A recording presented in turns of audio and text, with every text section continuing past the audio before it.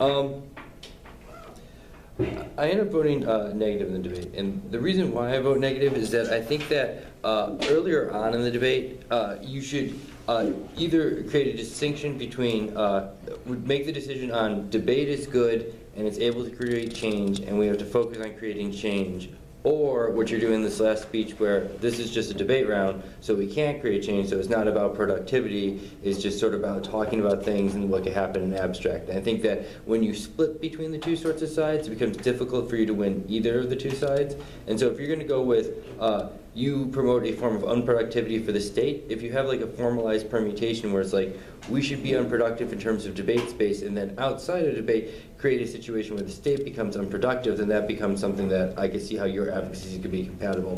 And it seems like you get the argument after the during the cross-examination of the one on C, because you correctly identify the lines within the song that they're utilizing and they're going to utilize for other debates, so you get, you know, good speaker points for being able to make that identification, but then you don't necessarily figure out what to do with it. And you almost do, like when you read the evidence, about like why performativity is bad and that why we have to have an engagement with the state, and you're doing that sort of stuff, but then like in cross-examination you're like, well, we're performance too, so then you can't go for that sort of stuff either. And so your cards, I mean, I don't read them, but I bet you there is not just all performances, but it's talking about specific types of performances, and so you create a delineation between that applies to you and not us, and we need to have this engagement with the state that they don't have, then that becomes beneficial. And so having a more robust defense over how liberal reforms would operate and how we have to constantly improve the situation would be beneficial.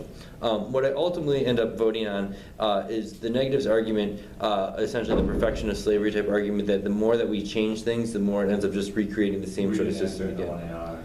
Yeah, and like besides that, it's just sort of like, what do you do? Like, why is stopping a couple of people being arrested for marijuana matter if in the end point people are just going to be arrested for crack or for being black or for selling cigarettes, right? Like cigarettes are legal, yet, you know, people are being killed for selling cigarettes, right? So how do you resolve those sort of issues, right? And so it's like, and your 1AC evidence talks about how marijuana serves as a linchpin for the war on drugs that replicates in other sorts of stuff. So that's sort of the analysis that needs to be able to make it back into the debate in order to be able to do something with it. Something else is that, well, you get them to say your one on C is unproductive, right, in cross-examination, which is good through the series of questions that you asked, but I don't necessarily think that one on C is unproductive, and I don't think you necessarily think it's unproductive because you have, you know, essentially 3 speeches afterwards explaining why that's a beneficial strategy and why it should be, you know, endorsed. And then after that initial unproductivity of that one on C, you go back into sort of a very traditionalized debate mode where you're sort of, you know, doing, this is a better form, we're able to solve because we're unproductive, whereas they have a productivity which becomes problematic. And so, you know, utilizing the argument in debate is always going to be inherently somewhat contradictory because at some point you've got to convince a judge to vote on it, but you have to maybe play out, you know, explain away that tension, because if that's focused on more by the affirmative team, it's going to be difficult for me to say, well, the negative's unproductive, so I'll vote for unproductivity because that's the best way to get out of the gratuitous violence, if a lot of your speeches are centered around why playing that music and why, you know, what you're doing is going to be beneficial because it helps check back against gratuitous violence, even if it doesn't like solve for gratuitous violence. Can I just ask a question? So I guess the argument that we're trying to make is that we're unproductive for civil society, but I guess it's a productive way to defeat civil society for like the black body. Right. So yeah. So that would be a good line, right? Because you're just like unproductivity, and you do mention at one point in either the 2NC or 1NRs that we're unproductive within the realm of civil society, but then it just becomes we have to be unproductive. They try and do stuff, we're not trying to do stuff, and so it becomes just a conflation of just like we should just be unproductive, right? But you weren't trying to say like blanket unproductive, just unproductive for civil society. Right. I mean, and that makes a very clear distinction. So if they point out double binds, you'd be like, no, it's not that we have to always be unproductive, but we have to be unproductive for civil society, and we create a productive way to sort of challenge that civil society, right? And as soon as they get to make that admission, then the affirmative can get them and be like, well, that's what we're doing too. Is like debate is not necessarily productive for civil society, just talking, but our challenge could potentially be something that disrupts it. And I think that in a world of permutation, that could be something that you're going to have to deal with succinctly about like why can't, you know, if debate's unproductive, and that's almost a little bit of what you're saying, then how come they're not also that same sort of unproductivity, a point that they don't have anything along those lines? And so I think that, you know, what you just told me is a way where you could be able to address some of those sort of distinctions, and I think that could be clearer in this debate. And I also think that, for instance, you could be clear like on that framework flow where they talk very explicitly about why what they're doing is productive because of the way that we engage the state in order to reform the state and state reformism type links. Like you talk about perfection of slavery, you talk about all of these things in abstract, but there's like concrete spots in that framework flow where they talk about how they're taking steps in a positive direction in order to make things better, right, by utilizing and talking and engaging with the state. And those are explicit links for where they're trying to be productive within civil society based upon the way that they're phrasing their articulation of what the affirmative is doing, which is that framework flow. And so I think pointing there for your links is going to be more explicit than saying like, well, we want to keep people in jail and going to jail because that costs the state and civil society more money, right? Like it seems strange that by the end of the debate you're saying no, black people being in jail is a good thing because it hurts civil society, because definitely I think that a lot of your evidence doesn't really go in that direction. And I think it's easier for you to explain the way in which reformism operates, and that's certainly like what the Farley evidence and the Wilderson evidence, that sort of evidence is actually talking about in terms of like trying to make reforms, thinking that we can move in a positive direction when in fact we can't move in a positive direction as well. So I do like how the affirmative sort of handles the argument, or handles the cross-examination, and you're not like, so why this doesn't matter at all, or whatever. Like you do it in a way that I think is very open, very friendly, and something that allows the debate to be as productive as it could be.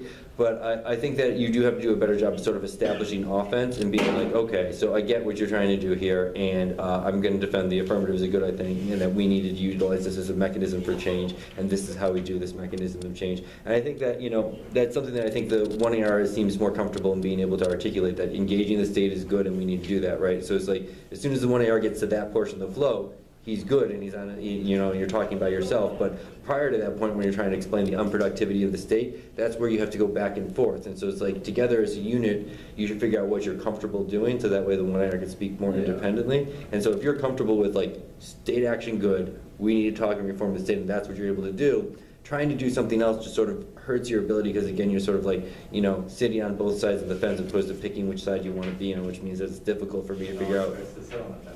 Yeah, it does also hurt to sit on a fence like that. So it's always better to figure out what side you want to be on, and if, you know, one of you is much better articulating one side, go that way. And given the 1AC with all of your engagement in the state type stuff, that's certainly the direction of the 1AC. Your 1AC is not trying to, you know, while it might try and make the state unproductive, it's certainly trying to have productive forms of change. So just being like, productivity is good, here's why we have to do that. Doing nothing is a bad idea, because when we do nothing, things get increasingly worse. It seeds the political and allows the state to continuously imprison people without anything. So yes, we don't solve all gratuitous forms of violence, but limiting the types of violence that are enabled at least begins to bracket down that. So even if things are not great, they've gotten better, right? And dispute the logic of the Farley evidence that says that it creates the perfection of slavery where things have gotten increasingly worse, and explain why that's not true. Your affirmative is the logic of why that's not true and why you're able to continuously reform something, right? Whether or not, you know, whether or not things have gotten better or gotten worse, whether Farley is correct about the perfection of slavery or is not perfection of slavery, in my mind, is a debate, right? Like, there are more black people in jail than there was enslaved. A little bit as that population has grown, but also a lot of it's also about the ways in which populations there are more do it. enslaved and there were enslaved in that time as well. Right. So it's like, it's really weird. Yeah, so it's like, I mean, there's certainly like, there's a lot of truth to what the Farley evidence is talking about in terms of perfection of slavery, but there's certainly a debate over what's, you know, what's able to take place within these sort of situations, right? And your app is definitely on the side of things to get better. So the point you have 9 minutes explaining why things get better and your affirmative does that, it doesn't make sense to sort of like jump ship and suddenly be like, well, we're just them, unless you sort of do that as the even if. Even if you don't buy productivity is good, the permutation resolves this because we're not being productive in debate, but we can make the state be unproductive, right? So like, you know, that even if sort of sequencing and utilizing your defensive claims is always gonna be better. And I think that's true in critique debates in general. The negative's always gonna win some sort of link. So going for a no link or doing the same thing is never the best thing to do. Locating offense first is always good, and then be like, even if you don't buy that, here's why we wouldn't lose on the critique anyhow, and then do that mitigation, do the stuff that you're doing in the debate round. But you phrase it as an even if, so that way it's clear what you want to win on, and then the rest of things.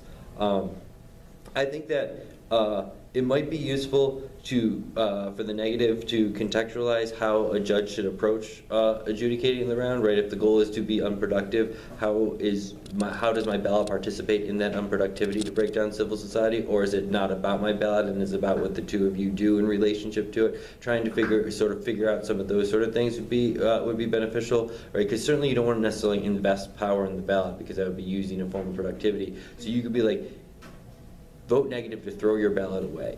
that the ballot, when you vote negative, is just a negation of the value of the ballot in order to say that the ballot has no productivity in the way that it operates as a form of agency, right? And so that way I understand that when I, put N on my email for the ballot, that is not necessarily voting for the two of you and what you've done, but it's a ability to sort of jettison the productivity that the ballot is normally endowed with. So it wouldn't be a roll of the ballot, it'd almost be an anti-roll of the ballot or something along those lines. And so, because I can imagine a world where a lot of judges will be like, well, voting for you is doing something which seems to be engaging in that same sort of productivity, and if an affirmative presses you on some of the potential contradictions that you explained how you get out of, I can see a lot of judges being confused on, if I vote for negative, it seems like I'm engaging in the productive act that you tell me not to engage in, and if you could phrase and contextualize what the ballot means in a different way, that would be a good way to get at, a way where the judge can be like, I understand what I'm doing right now. Right now I'm throwing the ballot away because I'm negating, which is the negativity of nothingness, which is a throwing away of the ballot, which is not engaging in a productive form of dialogue, right? Instead of writing out a long reason for the ballot or something like that, it should just be like, I'm done, negative, it's over, right? I see. Yeah, or just like negative on presumption type arguments. Like our argument essentially means that you could vote negative because doing nothing is the presumption that we should not do something or something like that. So that way there's some sort of language that the judge could have for why they're voting for you. And I do like the analysis that you're giving is like, at least we don't make it worse, right? So that the turn case analysis, which is essentially what I vote on in terms of the perfection of slavery, is that at least voting negative doesn't make it worse because the affirmative engages in the process that perfects slavery.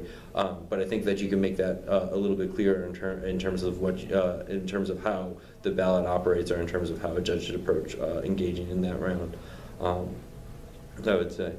So I think it's an interesting strategy. During the 1NC, I was like, I like the song, but what am I doing here? This is, I'm tired. Why am I listening to 9 minutes of music? Like, I could do this wherever. But I think that you do a good job later in the debate to sort of explain why you do that, and then pulling out, lines and lyrics that, help make that argument. And certainly the line that he asked about is the line that I also wrote down, please do nothing until you hear from me, and you never will, right? And I think that's pretty good. And I think something that you can do with that is that when you're negative, and if you're, debating against people who are white, you can be like, your attempt to try and solve for issues that face black communities without being asked as a prior question to do that is exactly where you're trying to take these actions without being asked as a prerequisite, which means it's like white people are describing what are the avenues for black liberation as well. So it's not just that the 2AC started to do things and you didn't ask them to, but the 1AC started before you even spoke to do things that you weren't asking about, right? And like it's also very much phrased as a way of how we can stop, black and minority communities from going to jail. But if you're not asking for them to do these things and you're not asking for the state, why are they suddenly going ahead and taking these sort of actions? So I think you can make arguments based upon the way the 1AC acts without being asked to ask from the get-go. Okay, thank you very Yep. much. Any questions from anyone? It was very thorough. I don't really know what else to ask, honestly. Okay. Well, I'm blank right now. I'm too tired. okay. Well, if you have more, debate at binghamton.edu. What is it? Debate at Binghamton, BINGHAMTON.edu. And so feel free to send me questions. And that's also ultimately where the video goes up, is debate.binghamton.edu. So just change the @ symbol to a dot. Yep. All right, thank you. Thanks. The previous judge was from